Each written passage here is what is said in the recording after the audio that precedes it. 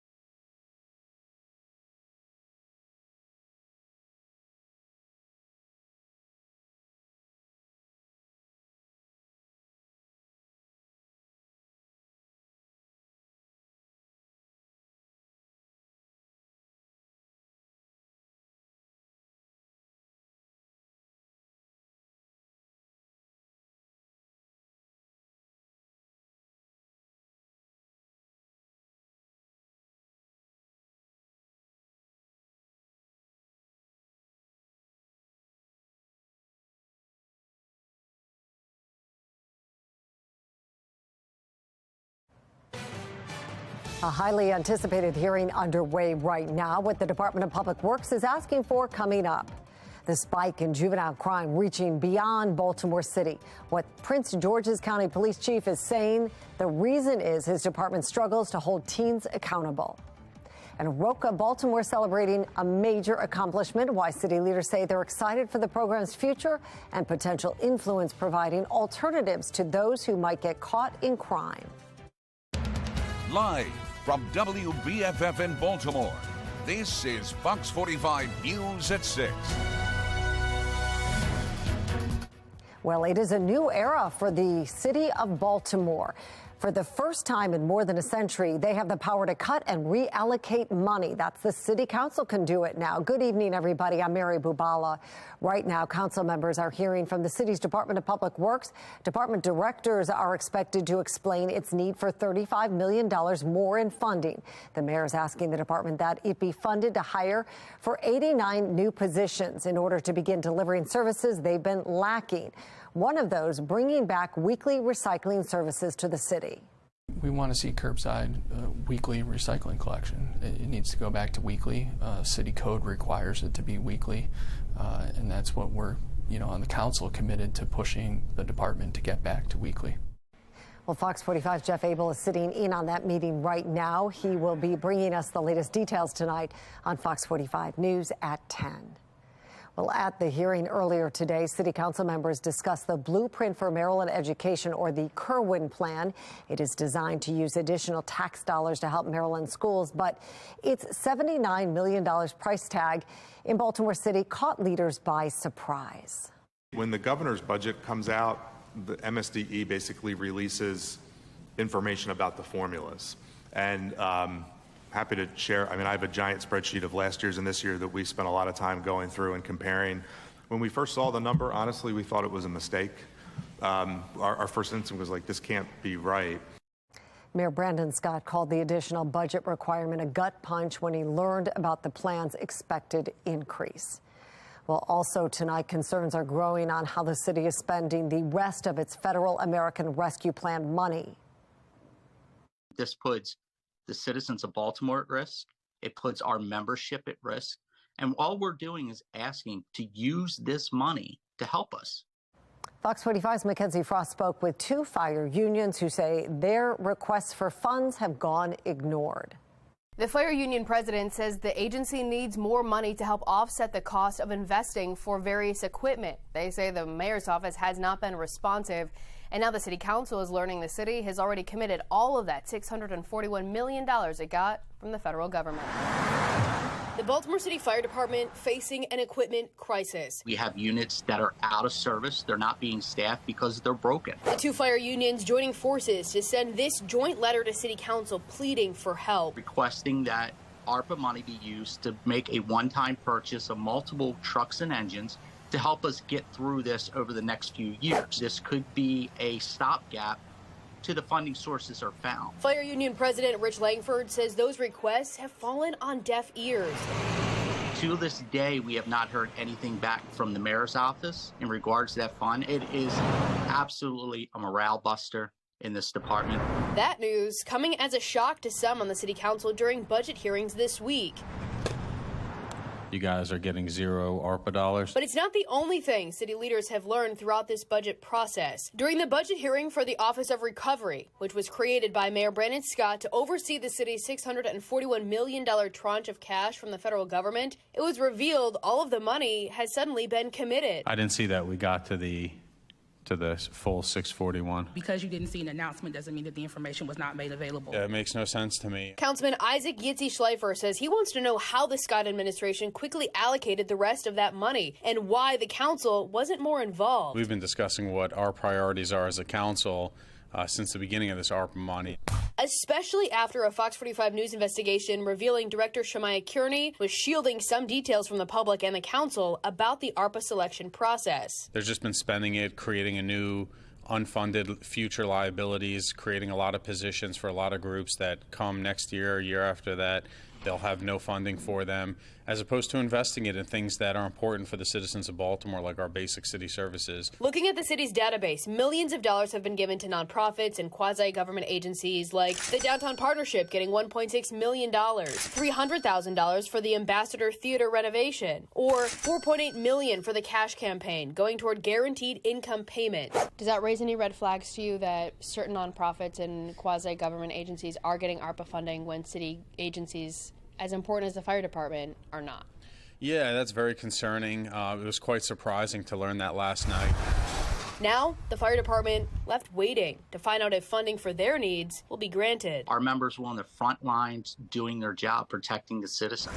And to know that the city government kind of doesn't really appreciate that, it puts a bad taste in the member, and that could be the huge issue we're having with retention and recruitment in this department. The council will bring back the Office of Recovery Friday evening for another round of questioning, trying to get more answers about how the Scott administration plans to spend all of this money.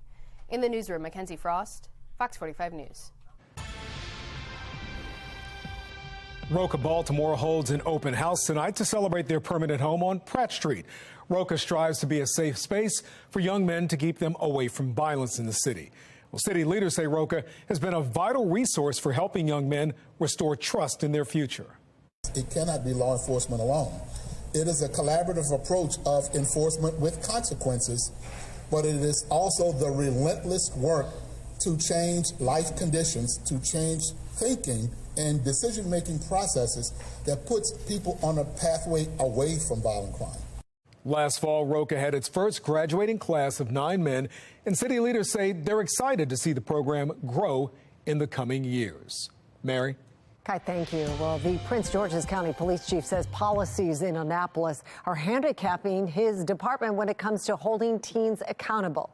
It comes following yesterday's arrest of baby K, a wanted 15-year-old who police say was part of a brutal attack on a Prince George's County school bus. Fox 45's Rebecca Pryor taking a look at frustrations we've been hearing from law enforcement officials across the state. Yeah, it's clear the spike in juvenile crime is reaching beyond just Baltimore City. Over the past few months, law enforcement experts from several surrounding counties have been voicing their frustrations, concerns, and calls for action. Under the new laws of the state of Maryland, it has become more difficult for police to question young people about anything. At a press conference announcing the arrest of baby K, a 15-year-old accused of attempted murder on a school bus, the Prince George's County police chief pointing to new state laws that he says make it harder to fight crime. Are you able to question baby K? The answer is that we could not. Specifically, he says the recently enacted Child Interrogation Protection Act, which prevents police from questioning minors unless a parent and an attorney approve, is hindering his team's investigation. Those protections have given way to a protection of some people who have committed very heinous crimes, which, yes, that does hamper what we are doing now. A stance echoed by the county executive. It's becoming more and more difficult to hold juveniles accountable. And law enforcement officials across the state. We're living in a time where, unfortunately, legislators, lawmakers, have decided that it's better to support the lawbreakers rather than those who are enforcing the law. In Hartford County, the sheriff says new juvenile justice reform laws are keeping his deputies from holding kids accountable, contributing to significantly more crime in his county. Since January 1st, 18 already who are now facing no charges. In Anne Arundel County, more of the same. Police saying a 12-year-old who brought a loaded handgun to school can't be charged. Police also releasing a 7-page-long list of crimes, including car thefts, animal abuse, and even rape that they say were committed by children under the age of 13, which current laws prevent prosecution. Basically, a lot of things that, unfortunately, young people find themselves getting involved in, police can no longer take action. But the lawmaker behind the law, Senator Jill Carter, disagrees. The police department is incorrect that they have no tools. That is incorrect. They have tools. They are not utilizing the tools. Earlier this year,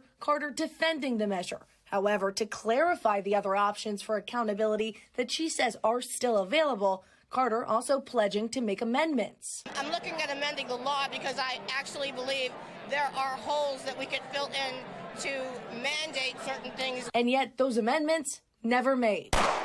As juvenile crime continues to climb throughout the state and law enforcement officials continue their calls for change. We need balance. I'd like to see it rescinded and go back to the way we were before. Now, I reached out to Senator Carter's office today asking why none of the promised amendments were ever made to her juvenile justice reform law. As of News Time tonight, though, have not heard back. In Baltimore City, Rebecca Pryor, Fox 45 News. Well, you may have experienced longer wait times at the DMV this afternoon. MDOT saying it is currently experiencing a system-wide outage affecting both brick and mortar branches and its online services. It's unclear what may have caused the outage, but MDOT says it is working to fix the issues. We'll continue to follow this story and let you know when the services go back online. Well, some confusion on Maryland license plates as the depicted URL no longer takes people to the right site. Nearly 800,000 plates were made to commemorate the 200-year anniversary of the War of 1812. The website at the bottom was originally linked to a nonprofit raising money for bicentennial projects. But the Maryland MVA no longer owns that domain. If you follow the link, it takes you to a site appearing to advertise gambling in the Philippines, of all things. MVA says it doesn't endorse the messaging on this website, and it is looking to resolve the issue. Well, a live look at the Capitol, where in the next 2 to 3 hours, the full House of Representatives could take up the debt limit deal. Why members on both sides are frustrated but confident it will pass. And a focus on small business and M&T Bank in Federal Hill, how the Spotlight Shop is giving new life to local entrepreneurs. And if you have plans on maybe hanging out on the deck this evening, looks fantastic. Temperatures falling from the 70s back into the 60s by 11 p.m. wee hours while you're probably sleeping here at 3 a.m. 62, open up the windows, why not? I'm going to let you know when we could have some highs near 90 around here. First time since September. That's in my Weather Authority forecast.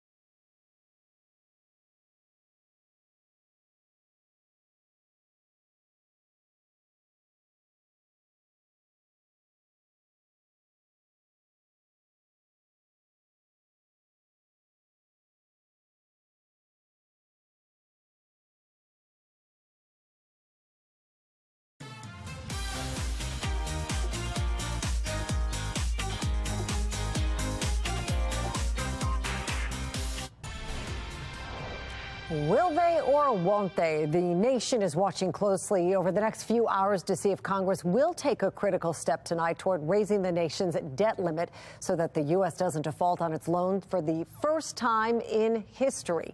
Sinclair's chief political correspondent Scott Thuman in Washington tonight, watching it all play out. Scott, how does it look? Well, Mary, at the moment, a lot of crossed fingers. There is a good amount of optimism because the House appears poised to pass it. That does not mean, however, it could not still be a nail biter. It may very well be, or that everyone's happy about it, because they aren't. But when members are both a little bit upset, a little bit content, that's, as you know, Mary, kind of the epitome of compromise here in Washington, D.C. So what this would do is suspend the nation from hitting a debt ceiling until January 1 of 2025. So it's not so much a specific dollar figure that would be passed as it is an end date before it would all have to be assessed again. And it puts into place some real restrictions on the country's budget, which has to be passed sometime in the next 4 months. That's part two of this whole process, right? So the White House will say that this deal is good because it's likely going to make sure that the ceiling gets raised and it would avoid catastrophe. And then the Republicans, well, what they get out of this is more leverage over the country's spending habits. And we want to know, Scott, where are the wins and losses in all of this? And again, we are right up against that supposed June 5th deadline of default. Is it all going to get completed by then? It feels like there are several other steps that need to be taken. Well, it feels like we've been here before on a million other issues, right, Mary, where Yes. we go right up to the deadline. So here's the outlook there. You've got, first of all, on the wins and losses, some Republican conservatives, they're still very upset. They say the spending cuts aren't nearly severe enough. And then on the other side, you've got progressive Democrats who say that the party made way too many concessions on things like work requirements for certain Americans who are getting money from social service programs. But both sides do agree we can't default. So most plan to hold their noses and pass it. If the House moves very quickly, if they get this done tonight, the Senate seems to be in a position to possibly get it through that chamber toward the end of this week if things go accordingly, just in the nick of time, Mary. All right, we will be checking back in with you to see how it all ends, or should we say begins, tonight at 10. Right. You got it, Mary. Thanks, Scott. Well, trending now, the Spotlight Shop is back open at M&T Bank in Federal Hill. It is a mobile kiosk outside the branch, giving local small businesses the chance to appeal to a wider audience with new customers. This week's Spotlight is Queen's Temple Handmade, a Columbia business specializing in aromatherapy and personal care. The owner says her most valuable lesson is learning how to adapt. Small businesses can survive. Through the pandemic, there were a lot of ebbs and flows. But with Queen's Temple, I've managed to pivot. I looked to see where there was a need. When there was a shortage of hand sanitizer, we learned how to create that. And being here today is an opportunity to show that small businesses can thrive in this ever-changing economy. Good for her. Well, the program has featured more than 170 small businesses nationwide since 2020. All right, taking a look at our Fox triple cast this evening. Mile 1 Taos Cam, Toyota Ishida Harbor Sky Cam. A little bit of haze, but hey, we'll take it. HC radar showing our latest weather maker. Actually, it's fair weather high pressure. Real nice fair weather friend, keeping us with beautiful weather, at least for now. Temperature's going to be warming up, though. 78 now on the traffic camera network, actually. That's what you're seeing in the background on I-695 as we're right near York Road. I believe we got the inner and the outer loop here. And looks like it's moving by pretty easy because we've got sunshine. You're going to need some sunglasses as we head through the sunset hours. A little bit of haze. That's about it. Winds out of the east at 9 miles an hour. Humidity 36%. So fairly dry with the humidity. Dry. It feels good. Temperatures in the mid to upper 70s from Baltimore up to Cockeysville. Made it to 79 for a high thus far on the day. 71 at Denton. A little bit cooler with some influence on easterly winds of the Atlantic Ocean induced air, but you get farther away from the water. We're in the low and mid 80s at Westminster and Frederick, and we're going to continue to erode that easterly wind as we head through the next couple of days, which means temperatures are going to buoy up. Getting up to 84 for a high today at Westminster, 84 at Frederick. We made it to 79 in Baltimore, 75 at Chestertown. The farther east you get, the cooler it gets. Ocean City only at 68 this afternoon. There's the warmth.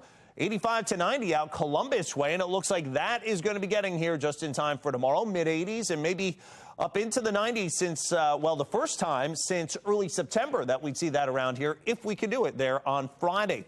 HG radar showing some rain, some storms off the coast. See a couple little strikes of lightning there.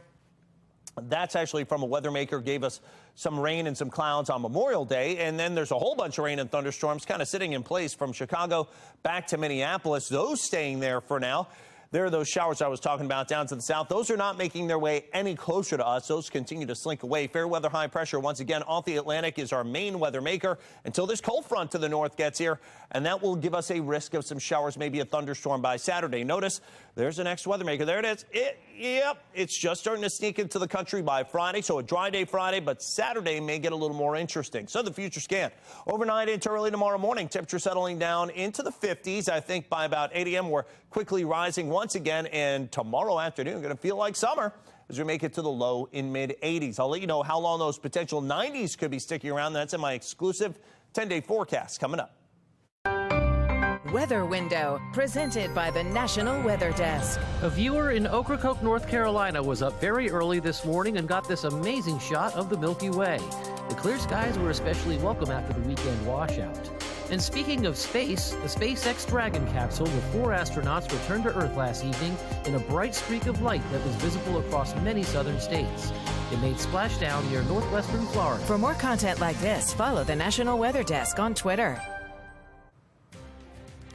A candlelight vigil for a reason you wouldn't expect. The uncommon way parents are drawing attention to the crisis in the classroom.